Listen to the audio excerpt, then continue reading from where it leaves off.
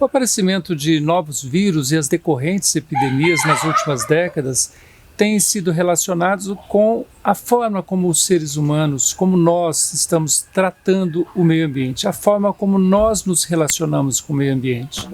Ou seja, nós estamos desmatando demais, nós estamos nos alimentando de animais silvestres, estamos criando animais industrialmente para poder nos alimentarmos, nós estamos poluindo rios, mares. Tudo isso gera uma consequência. A gente pode dizer que essas epidemias, elas nada mais são do que bioindicadores. Elas estão indicando que alguma coisa de muito errado, de muito ruim a gente está fazendo. E nessa crise que a gente está vivendo por conta do coronavírus, é mais que o momento de nós refletirmos sobre a origem, e eu já falei isso em outro vídeo, a origem dessas epidemias recentes. E uma vez identificadas, e está muito clara a sua identificação, a gente tem que mudar de rota. Se não mudarmos de rota, outras epidemias virão. E parece que aqui no Brasil, pelo menos, as coisas não mudam e não estão mudando em nada.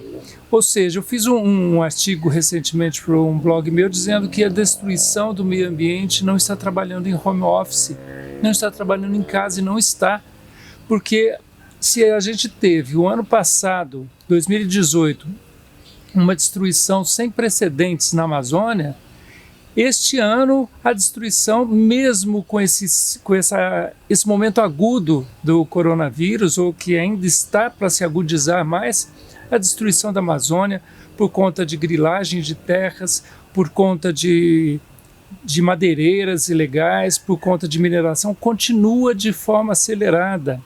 O governo continua aprovando pesticidas que são também alguns dos fatores que a gente entende que são responsáveis por uma série de problemas ambientais que a gente vem passando, e o governo continua aprovando de forma acelerada, desmesurada, inclusive alguns que são proibidos em outros países, outros que são identificados claramente, cientificamente, como responsáveis pela morte de abelhas e insetos polinizadores. Ou seja, isso é política de governo. Então a gente pensa às vezes que essa crise que a gente está passando, sanitária, pelo coronavírus, ela pode fazer com que haja uma reflexão, sim, talvez de setores da sociedade, mas não deste governo. Este governo tem uma política própria que está sendo implementada apesar da crise que a gente está passando, essa crise do coronavírus.